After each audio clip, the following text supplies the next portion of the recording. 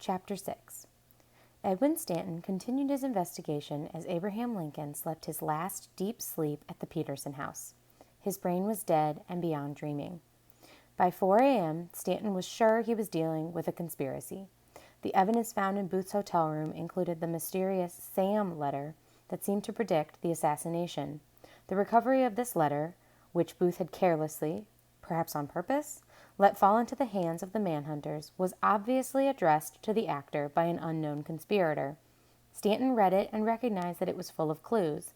Booth had at least 2 conspirators named Sam and Mike. Sam was in Baltimore. The assassination was premeditated, planned before March 27th, and the Confederacy might be involved. At the Peterson house, a doctor recorded statistics in the notes he kept, tracking the sad and inevitable deterioration of Lincoln's condition that night. 5:50 a.m. Respiration 28 and regular sleeping. 6 a.m. Pulse failing, respiration 28. 6:30 a.m. Still failing and labored breathing. At the Peterson house, Abraham Lincoln began the death struggle. The end was coming fast. Surgeon General Barnes placed his finger on the pulse in Lincoln's neck. Dr. Leal placed his finger on the pulse in Lincoln's wrist. Another doctor placed his hand over Lincoln's heart. The doctors and nearly every man in the room took watches out of their pockets. It was 7:20 a.m., April 15, 1865. More than once they had thought Lincoln had passed away, but the strong body resisted death many times through the long night.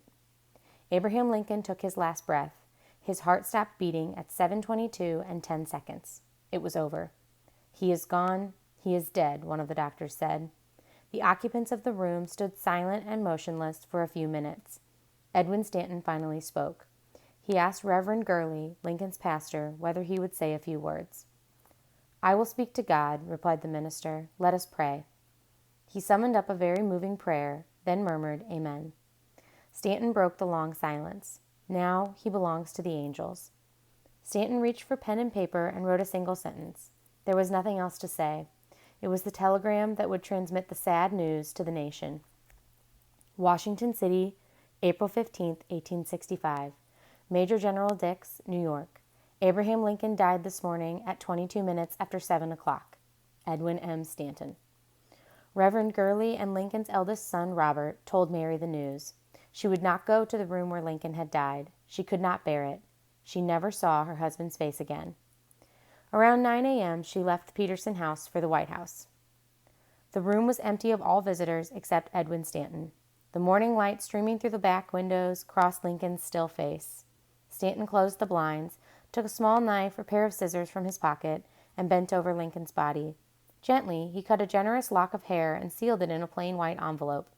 Stanton signed his name in ink on the envelope, then addressed the letter to Mrs. Wells. The memento was not for him, but for Mary Jane Wells, the wife of Secretary of the Navy Gideon Wells and one of Mary Todd Lincoln's few friends in Washington. In 1862, she had helped nurse Willie Lincoln, ill with typhoid fever, until his death. Afterward, she did double duty, nursing Tad Lincoln and caring for Mrs. Lincoln, helpless in her grief. Shortly thereafter, the Wells' own young son died of diphtheria. With that event, Mary Jane Wells and Mary Todd Lincoln shared a loss that brought them even closer to each other. Stanton knew that if any person in Washington deserved a precious lock of the martyr's hair, it was Mary Jane Wells. She later framed the cherished relic with dried flowers that had decorated Abraham Lincoln's coffin at the White House funeral. Stanton gazed down at his fallen chief and wept. It was time to take Lincoln home. Stanton ordered soldiers to transport the president back to the executive mansion. The men arrived with a plain pine box. It looked like a shipping crate, not a proper coffin for a head of state. Lincoln would not have minded. He had always been a man of simple tastes. This was the plain coffin of a rail splitter. The soldiers wrapped Lincoln in an American flag. They placed him in the box and screwed down the lid. The only sound in the room was the squeaking of the screws being tightened in the holes. The soldiers carried the coffin into the street and loaded it onto the back of a simple horse-drawn wagon. The driver snapped the reins, and the modest parade, escorted by a small group of bareheaded officers on foot, took Abraham Lincoln to the White House. There were no bands, drums, or trumpets, just the beat of the hooves and the footsteps of the officers. Lincoln would have liked the simplicity. Vice President Andrew Johnson was not present when Lincoln died, so the cabinet sent him an official notification of the president's death and of his succession to the presidency. Johnson agreed to take the oath of office at 11 a.m. in his hotel room at the Kirkwood House. Chief Justice of the Supreme Court, Salmon Chase, and the cabinet members found Johnson grave, dignified, and deeply moved. Given the tragic and unique circumstances of his elevation to the presidency, it was decided that it would not be appropriate for him to deliver a formal public inaugural address. Though John Surratt was being sought by Stanton as one of Lincoln's assassins, he had not even been in Washington on April 14th. Instead, he was in Elmira, in upstate New York. The morning Lincoln died, John Surratt heard the news of Abraham Lincoln's assassination. Afraid that his name might be connected to Booth's, he fled to Canada. Then he decided that fleeing to Europe offered him the best chance of survival. In Rome, Italy, he joined the Pope's army and eluded capture for a year. In Maryland, Lieutenant David Dana of the 13th New York Cavalry followed leads he received from informants. Unfortunately, he was pursuing the kind of false leads that would come to haunt the manhunters in the days ahead. Little more than an hour before Lincoln died, George Atzerodt rose from his humble room at the Pennsylvania House and left the hotel. As Atzerodt walked along Booth's escape route just 2 blocks from Ford's Theater, he tossed his knife under a wood carriage step into the gutter. A few minutes later, a sharp-eyed woman looking out a 3rd-story window in a building across the street saw it there. The clue, still in its sheath, was taken to the chief of police. From New York City came an offer of help 12 hours after Stanton had asked its chief of police to send his finest detectives to Washington to help track the president's killer. Stanton also summoned Lieutenant Lafayette C. Baker, one of his favorites, to leave New York for Washington. The executive branch of the government, Vice President Johnson and the cabinet, had survived the night. No other assassinations had occurred. No invading rebel armies stormed the Capitol. Secretary Stanton attempted to coordinate the efforts of the local police forces, detectives, and the Army. Booth and his conspirators had to be caught before they vanished into the Deep South, where they would find aid and comfort in the heart of the Confederacy. At the farm, Dr. Mudd's wife, Frances, rose early, called for her servants to prepare breakfast, and woke her husband. After only 2 hours of sleep, David Herold walked downstairs and joined the Mudds for breakfast while a servant carried breakfast upstairs for Booth. Booth, his mind and body still exhausted from his great day, stayed in bed. He was too far from Washington to hear the ringing bells of the city's churches tolling in mourning. As he made casual conversation at the breakfast table, Herold appeared unaware of the danger he faced.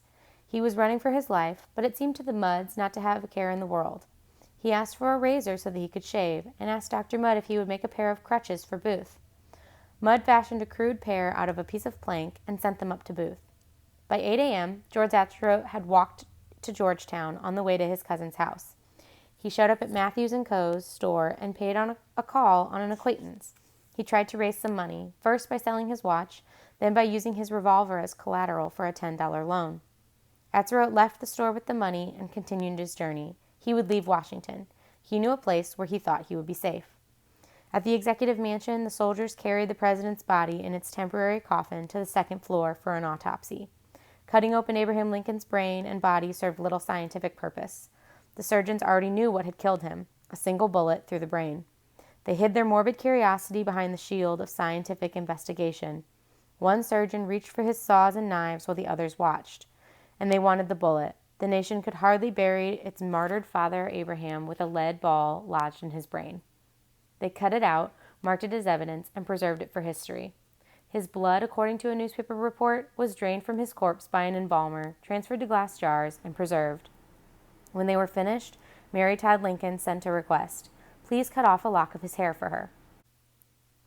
With Dr. Mudd providing advice and assistance, Herold rode to Bryantown to find a buggy or carriage to transport Booth south. When they got within sight of the edge of town, Herold yanked back hard on the reins and brought his horse to a stop. He could not believe what he saw several hundred yards ahead. Mounted men, wearing a uniform Herold recognized. Yankee Cavalry. Manhunters. Herold had just spotted the 13th New York Cavalry. Lieutenant Dana had led his troops into Bryantown, a well-known place of Confederate intrigue, commandeered the tavern, and occupied the town. Dana intended to establish a command center there, and from Bryantown launch cavalry patrols through the surrounding countryside in pursuit of the Lincoln and Seward assassins. They were just a few miles from Mudd's farm. This was the closest the pursuers had gotten to Booth since the assassination. Herold made a quick decision to get out of Bryantown before he could be spotted by the cavalry. He told Mudd he didn't need a carriage after all. Booth could still ride a horse. Mudd was puzzled by the sudden change in plan, as Booth had not yet told Mudd he was Lincoln's assassin. Mudd continued into Bryantown at a relaxed pace, just as he had done on countless Saturday afternoons. He went about his business, buying supplies, greeting friends and neighbors as he passed in the streets. But a strange, wild atmosphere hung over Bryantown. The cavalry men's faces were angry. Mudd wondered what had happened. Then someone blurted it out. Abraham Lincoln had been assassinated in Washington last night. He died early this morning. The cavalry was here in pursuit of the assassin who escaped. Detectives and soldiers were searching the Maryland countryside, hunting the murderer. Most astonishing of all was who had done it. It was the actor John Wilkes Booth. Mudd remained calm and did not betray the secret known at this moment to him alone. America's most wanted man was hiding in a farmhouse less than 5 miles away. Herold rode to the farm to warn Booth. When he arrived, Booth was still in bed, but he wouldn't be for long. "The cavalry is here," Herold warned. "They are just down the road in Bryantown." It was around 3 p.m., Saturday, April 15th, and Booth was in grave danger. Only Samuel Mudd stood between him and disaster. Mudd had the power to end the manhunt for Lincoln's killer that afternoon. All he had to do was tell the soldiers that John Wilkes Booth and his accomplice were hiding at his farm. He could tell them Booth had a broken leg. He cannot run away. He could take them to Booth right now. All he had to do was tell them, and Dr. Samuel A. Mudd would become, instantly, a national hero. Booth faced the difficult choice of what to do next. If the doctor had betrayed him to the troops in Bryantown, Booth was a dead man. If they did not kill him on the spot at Mudd's farm, then they would escort their captured prey back to Washington for a hanging. Instead of fleeing the farm immediately, they waited for the doctor's return. After 6 p.m., Mudd finally rode down the main road and made the turn toward the farm. He was alone and brought no cavalry. Booth's judgment of Mudd's character had been correct. He had not betrayed them. Mudd could not hide his distress. He ordered Booth and Herold to leave his farm at once. Ignoring Mudd's anger, Booth focused on the priceless news the doctor had brought back from Bryantown. The president was dead, and the fame was his. Less than 24 hours after the assassination, Dr. Mudd had just given Booth the first confirmation that he had killed Lincoln. Booth might rejoice at the news of the tyrant's death, but Mudd was angry and afraid. By coming there, Booth had placed Mudd and his entire family in great danger. Yes, Mudd had agreed to help Booth with the kidnapping of Abraham Lincoln, but no one had consulted him about murder. Now, by offering Booth his hospitality, he had unknowingly made himself an accomplice in the most shocking crime in all of American history, the murder of the President of the United States. Mudd continued to insist that Booth and Herold leave his farm at once, but he was sympathetic to the assassin's situation. He was no fan of Abraham Lincoln, the Union, or black people. Booth may have involved him and abused his hospitality, but not enough to make Mudd betray him. Mudd agreed that, as long as they left immediately, he would still help the assassins. He would not return to Bryantown and report Booth's whereabouts. He would hold his tongue and allow Booth a head start. If the soldiers came to question him, he would say only that 2 strangers in need of a medical assistance stopped briefly at his farm. Then he would send the manhunters in the wrong direction. Mudd gave Booth the names of 2 trustworthy local Confederate operatives, William Birtles and Captain Samuel Cox. Then Mudd explained the route to the next stop on their underground rebel railroad. They must travel southeast in a wide arc to avoid the troops in Bryantown. About 2 miles south, they would find the Birtles place. Cox's farm was several miles further southwest, and from there they would be close to the Potomac River. Mudd also gave Booth the name of a doctor on the Virginia side in case his leg continued to trouble him. David helped Booth climb onto his horse and handed him the crude crutches Mudd had made for him. Mudd, relieved by their leaving, watched them ride off until they vanished from sight. It was around 7 p.m., 15 hours since the assassins had arrived at Mudd's door, and just under 20 hours since John Wilkes Booth had shot the president. As dusk faded to dark, Booth and Herold continued south, careful to watch for signs of cavalry. The pair had a long night's ride ahead of them, but they had survived the first day undetected. Although Dr. Mudd had shown Booth the route they must take, Booth and Herold got lost. They were fortunate to come upon a local man, Oswell Swan, half black, half Piscataway, who, for $7, agreed to take them directly to Captain Cox's place. Oswell Swan earned his pay this night. He guided them safely through the Zacchaeus Swamp, with its muck, snakes, and wild overgrown vegetation, to the doorstep of Captain Samuel Cox. It was after midnight, April 16th, Easter Sunday.